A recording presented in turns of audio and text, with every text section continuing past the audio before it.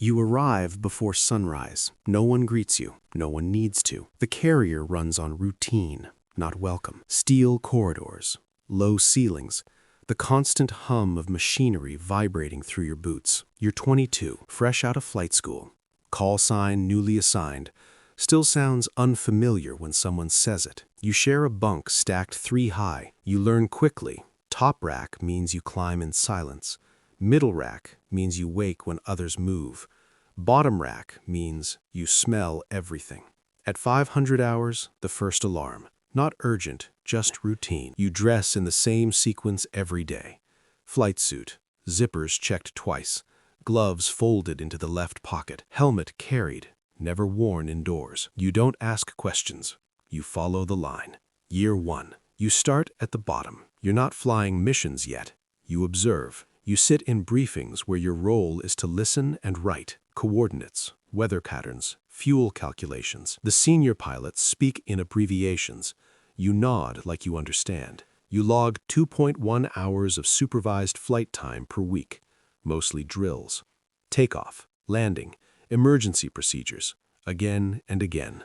Mistakes are noted, not discussed. Your file grows quietly. You learn the hierarchy. Lieutenants speak last. Commanders don't repeat themselves.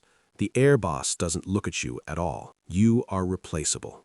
That's understood. Year 3. You get your first assignment, not combat, surveillance. You fly at 28,000 feet over open water, 8-hour rotations, watching, recording, reporting. Nothing happens. That's the point. Your world becomes instruments, numbers, headings, altitude, 28,000, speed, 420 knots, fuel, always calculated to the decimal. You stop noticing the ocean. Promotions come without ceremony. Your name moves up a list. Your responsibilities increase by percentage, not by feeling. You're trusted to fly alone now. Year 6.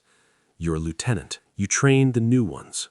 You hear your own voice repeating the same phrases you once memorized. Check your instruments. Trust the system. Don't improvise. You believe it. Mostly. The briefings change.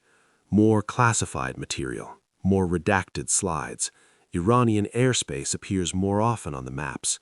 Missile ranges, defensive grids, response times measured in seconds. You learn what engagement window means. You learn how fast a mistake travels. Year 9. You're deployed in the Persian Gulf. Temperature on deck, 46 degrees Celsius. Metal surfaces too hot to touch without gloves. The air smells like fuel and salt. You fly more now. Real missions, real targets, though they're still called objectives. You don't see people. You see coordinates. The system works like this. Orders come down. You execute. Repeat. Debrief. No one asks how you feel about it.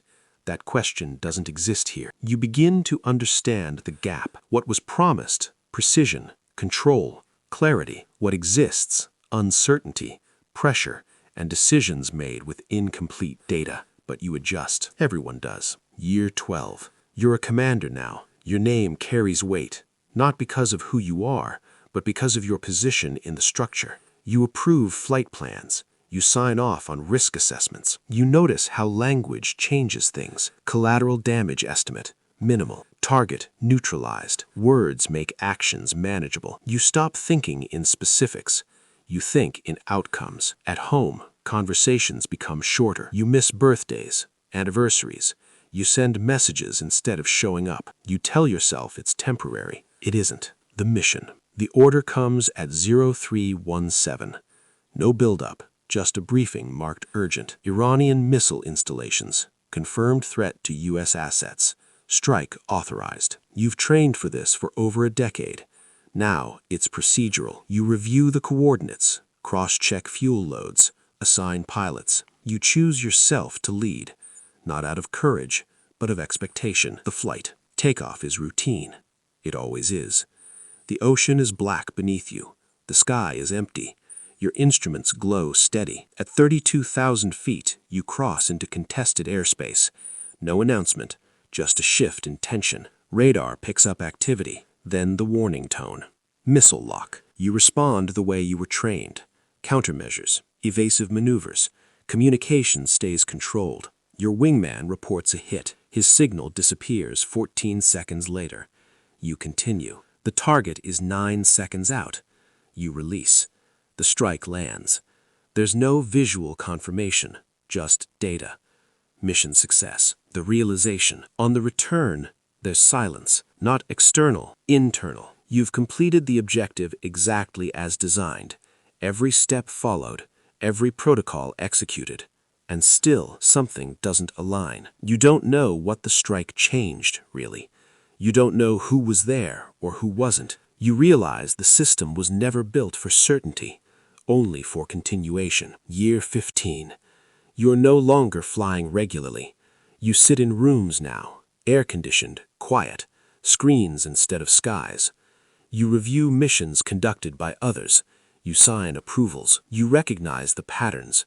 Young pilots, clean records, efficient execution. Replaceable. Exit. Retirement is processed in 90 days. Paperwork, medical evaluations, final briefings. No ceremony beyond a handshake and a document. Your call sign is reassigned within a week. Your bunk is filled the next day. After. You wake up at 500 hours anyway.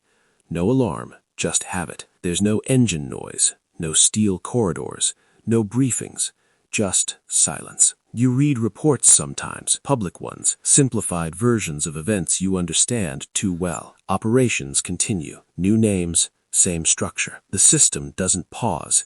It doesn't remember. It doesn't need to. And somewhere, right now, a 22-year-old pilot is waking up before sunrise, pulling on a flight suit, learning how to follow Follow for more.